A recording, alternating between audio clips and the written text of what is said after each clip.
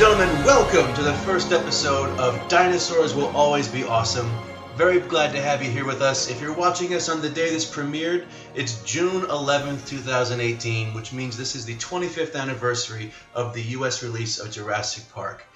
Now today we want to talk a little bit about what you can expect from this channel with Dinosaurs Will Always Be Awesome, and we'll kind of show you what we have going on. But first, by way of introductions, my name is Jimmy. Over here we have my good friend from the UK. This is Dean. Dean, hello. Hey, how you doing, man? Doing well. Thanks for being with us here today. So, No Dean, you're an accomplished paleontologist, and you're digging up fossils all the time over there in the UK. So we want to talk a little bit today about some of the things that that we've both done in the field of paleontology, and also kind of bring up some new discoveries that people might not be aware of. So, you want to tell us a little bit about what you've done? Yeah, I mean, I've been working now in paleontology for about a decade, and that's been all across the UK, doing field work, research over in Europe, over in the US, which is, of course, where I met you when I was 18 years old back then. So, bright-eyed, bushy-tailed paleontologist. You want to be paleontologist at that point, whereas over in Wyoming, met yourself. We were visiting Wyoming, the Wyoming Dinosaur Center. That's right, yeah. Dean and I, we met working, I was volunteering there for a couple of weeks during at the Wyoming Dinosaur Center in beautiful Thermopolis, Wyoming, which is the city with the amazing hot springs and just a very welcoming community with its own organic dinosaur farm, and they dig up the dinosaurs, and whatever they find in the backyard, they put up in the museum, and it's just amazing that you can see all this real rich paleontological history happening right there. And of course, we happened to meet each other at during that summer, and it's built a friendship that's last the tests of this brief moment of Holocene time. It's a little bit of the ordinary. Don't you mean Anthropocene time, right? That's right. That's right. But so it's amazing that you've been able to take this thing. You mentioned that we started off as kids who got into dinosaurs. Everyone at some point in their lives goes to a stage of, wow, these dinosaurs, these amazing animals are spectacular. But then so many of us grow out of it. And, I think a lot of times that can be kind of a shame because, well, from my own perspective, the way I got into dinosaurs as a whole was that my mother took me to the American Museum of Natural History in New York City. And I was about 3 years old. And I remember walking into the Hall of Dinosaurs. They called it the Hall of Reptiles at the time. And walking in, and I saw the big mount of the upright, tail-dragging Tyrannosaurus Rex.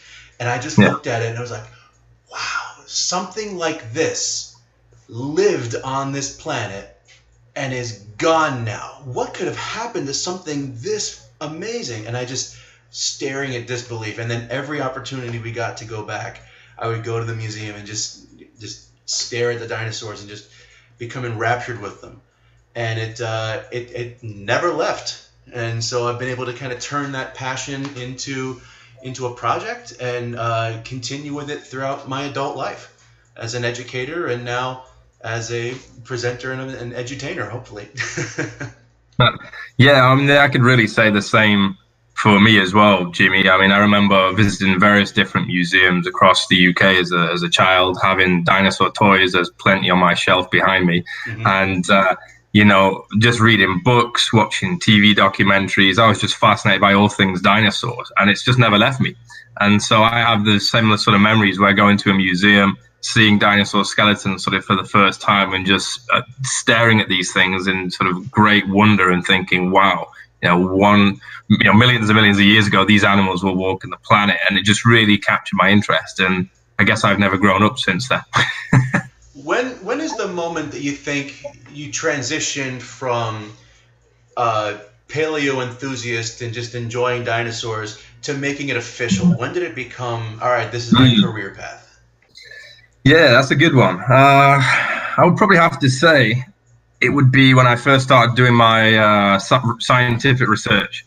So when I first got involved, because with my background, I initially didn't go to university. So I held off university and I gained sort of the more practical experience, your hands-on experience and research experience and stuff, just basically by speaking to other paleontologists in the field, finding out what the best way into paleontology was, and so on and so forth. And so when I first started doing my scientific research, I was 18, and I began writing my first paper when I was 18. And at that point, you start to obviously think quite differently than your sort of general paleo sort of enthusiast. And so I decided then to start working on, it ended up being an ichthyosaur specimen that I found in my local museum. Is that the topic for your first paper? Yeah, it was. Yeah, it was ichthyosaur. So that was my first topic. Yeah, so it was a specimen that I came across at Doncaster Museum and Art Gallery in South Yorkshire in England. And I visited that museum, as a child, went through the collections and stuff on display, and they never had any fossils. Or, well, I tell a lie, I think they had a couple of fossils, but they didn't really have anything else, and they didn't have a paleontologist either. So after I met you in Wyoming, which was the summer of 2008, came back to Doncaster. Yeah, that sounds good. Came back to Doncaster, and I visited the museum and basically said, look, I've just been out to Wyoming looking at their collections, doing a little bit of research, volunteering work for almost 4 months I was in Wyoming. And then the archaeologist I met there said, oh, we have a collection of fossils. And then I went to the museum. Turns out they had 12,000 specimens. No kidding. Honestly, 12,000 specimens. And the last paleontologist, he died in like 1912. So this collection had been sort of just put him on a shelf, like he's on aisle J. He's like, hey, it's what he would have wanted. It's just what he would have wanted, yeah. He was fossilized in his own right. And so I went through all this collection, and then as part of this collection was this ichthyosaur, which, strangely enough, the specimen had been taken into the education department of the museum, where, unfortunately, it had been mistaken as a plaster copy. It was mistakenly thought to be a plaster copy of a plesiosaur. And so it was actively used in the education department. So when I went ahead as an 18-year-old looking through this collection and showed this plaster copy, I instantly recognized it as genuine and said, well, no, this is real. And so I began from there. I identified it as real, and then began from there doing the sort of research on that specimen, contacted a few people who had actually met out in Wyoming and a couple of other people who had encouraged me to do a scientific paper on that specimen. And so that formed my first academic research project. As I say, I started when I was 18, and that was published a year later when I was 19. And so that was describing this ichthyosaur, which turned out to have its last meal preserved between its ribs, which it contained tiny, tiny hooklets from the arms of squid, and also a fish scale was preserved in there, which that specimen then later became, I'd named that as a new species to science. So that's a pretty cool story behind that. Congratulations, man. That's awesome. Yeah, thanks, dude. Yeah, so I named that after the Victorian fossil hunter Mary Anning, who was super famous back in her day. So if you like, the mother of paleontology. She doesn't get enough credit for being such a pioneer in the field. And the crazy thing that I think about Mary Anning is that so much of the general public doesn't know who she is, but everyone's heard of her. Yeah, see, that's exactly it. It frustrates me. I think she should be in the same breath of people like Einstein. Right. Without a doubt, because her discoveries, and obviously there's various other people who contributed at the time, but her major discoveries, especially of ichthyosaurs and plesiosaurs, really helped to then change the mindset of many people. The scientists at the time were essentially still thinking in some degree of obviously religion and so on and so forth, like Owen as an example. He was obviously a very religious person, but with these discoveries, it began to change a lot of things. Clearly, animals lived a long time before than what previously people thought. And so Mary's contribution was truly incredible. One of the things that I think is really amazing is that so much of our influence has come from, our experiences with these fossils, with these bones. And we've been both very fortunate to be able to get hands-on with all of these ancient dinosaur specimens. But I think, most people, it seems like it's fair to say, the majority of people who still have a massive interest in dinosaurs, or even a passing one, has it because of the Jurassic Park series. I feel like that's a fair thing to say. And there's no coincidence as to why we're premiering this on June the 11th, the 25th anniversary of Jurassic Park. So I know for myself, I burned through several different copies of the book I've burned through, like, this is my latest copy of the paperback edition, and it's seen all kinds of it's seen many better days as well.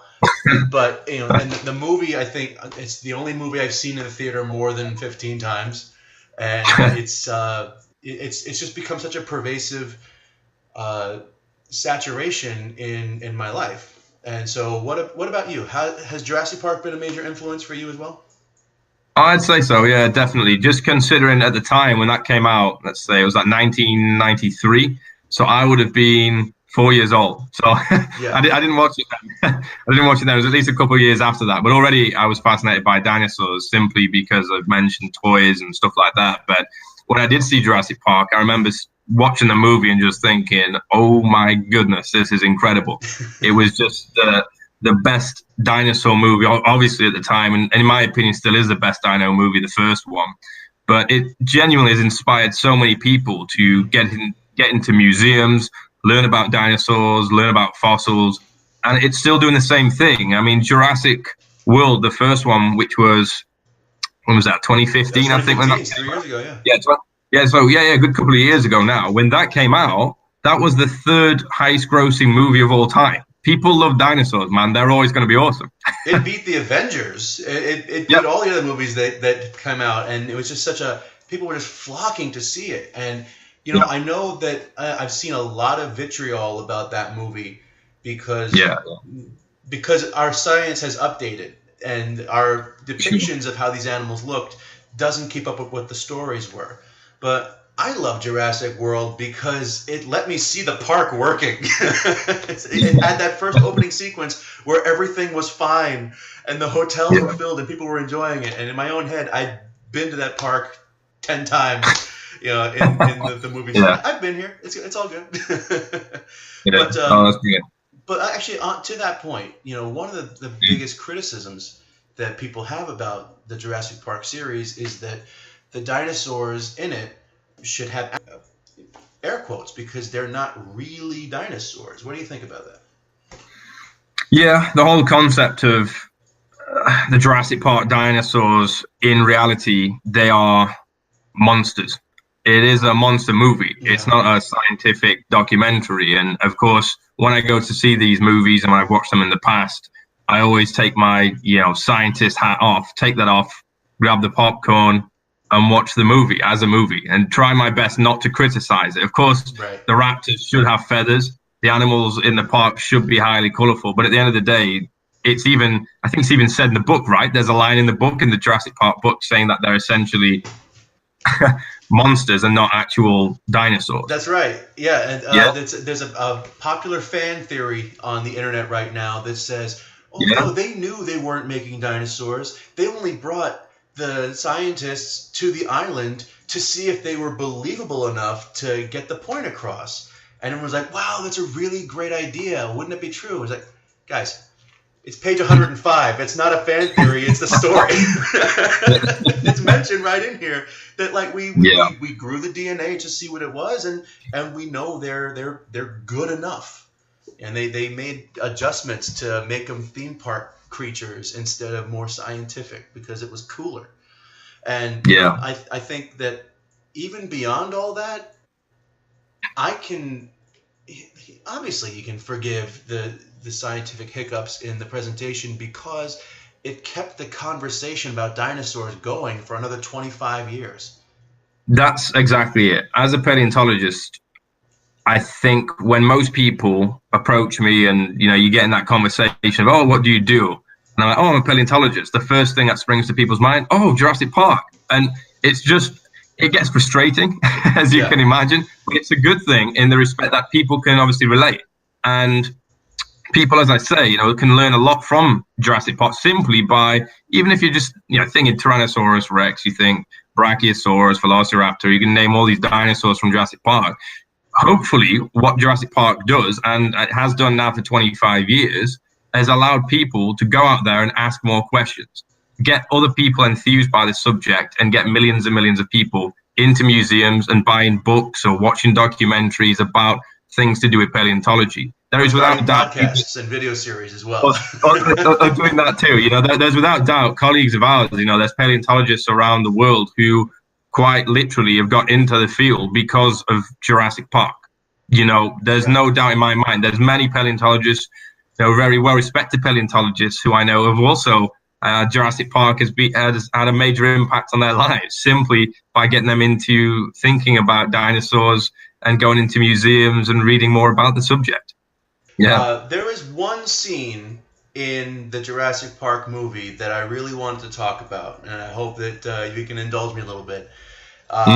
In the scene when the power has gone out and now they're getting ready to steal the embryos and put them into the shaving cream can and get them off the island, there's that sequence where you see them plucking the different embryos out of the cold storage. And I'm not talking about the spelling errors. I'm not talking about the Stegosaurus, I think, was one, right? That one, and there was only one N in Tyrannosaurus. Look, we're talking about it now. We're talking. Okay, Stegosaurus, Stegosaurus, and then Tyrannosaurus has two N's in the middle of the name. But that's neither here nor there. Yeah. There was one particular dinosaur that they chose to include on the island that we never actually saw. Except for its name plastered on there.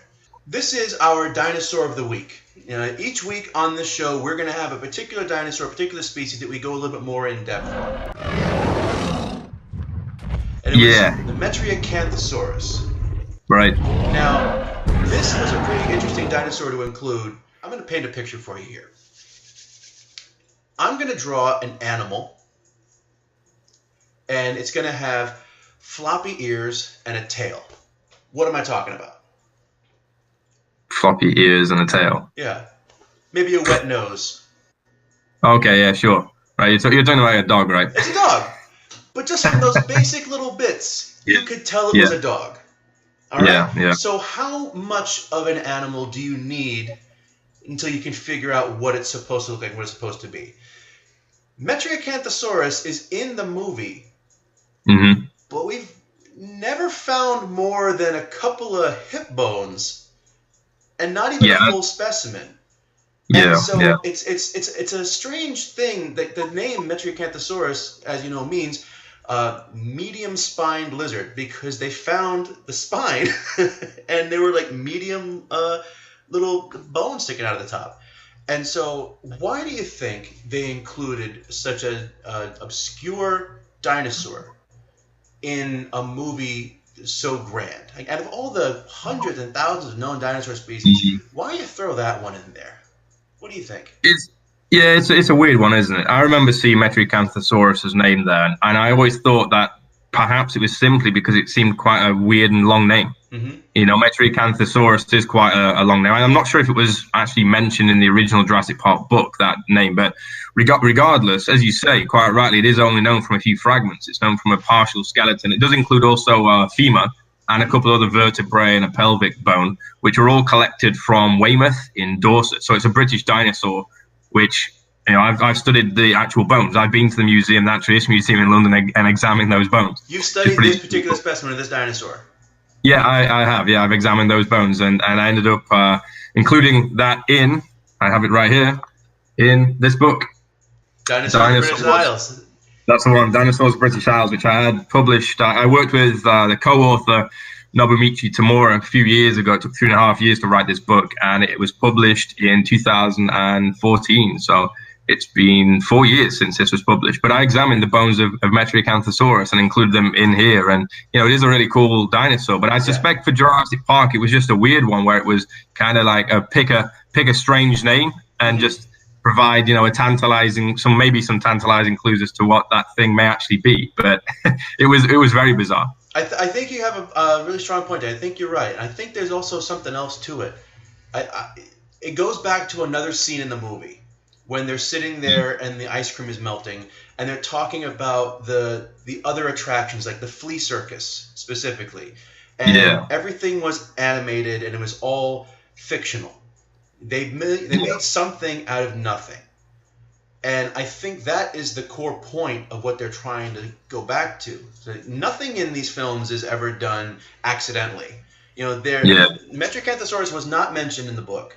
There are 15 different species that were, And few of them actually got screen time at all. There were a lot of dinosaurs they left off, but they put this one on because, and I think it's because, it's not even in the script. I went back and I read the actual shooting scripts for Jurassic Park, and this dinosaur's name doesn't show up anywhere. This was something that was put on there, and I think that part of it might be because they didn't have enough of the dinosaur to make a dinosaur. There's only a few scant remains that we have. And so if the scientists at Jurassic Park could take this little bit of nothing and make a whole dinosaur out of it, it's the same idea of the flea circus again. It's that same stand against nature. Look at us making something amazing out of literally nothing. And I think that's because that was one that was originally found in the 20s, but it wasn't fully described until the 80s when Michael Crichton was writing the original book.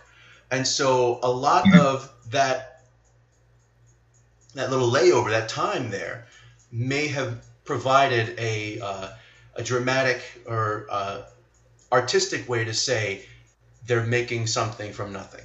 And that's my thought on it.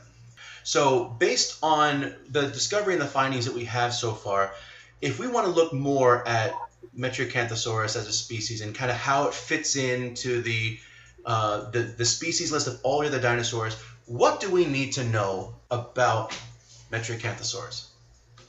Okay, so Metriacanthosaurus, based on the fragmentary remains, although, as you pointed out, they are very fragmentary, we suggest comparing them with the other dinosaurs, because it is a meat-eating dinosaur. All of the bones indicate it is a theropod dinosaur.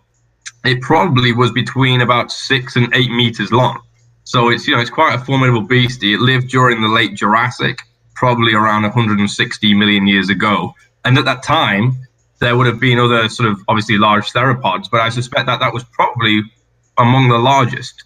And so it probably was a top predator. So maybe there's maybe another reason why it was also included in Jurassic Park, because it was probably a top predator during the late Jurassic of what is now the British Isles. All right, that's going to be enough for us for today. We're going to reach the end of our first episode. We got through it. We made it work. But, you can follow us here on the YouTube channel. You can find the podcast on iTunes as Dinosaurs Will Always Be Awesome. And check us out at Dinosaur Podcast on all forms of social media. We're on Twitter, Instagram, and Facebook. You can come and see us for more Dinosaur SciComm, science communication coming up later on. All right? And so, Dean? Yeah, no problem. It's a pleasure chatting to you guys. I'm going to now get back to the fossils. Absolutely. He's got some digging to do. And for all of us, remember, it doesn't matter where you're from, what you do, or how old you are, dinosaurs will always be awesome. Thanks, everybody.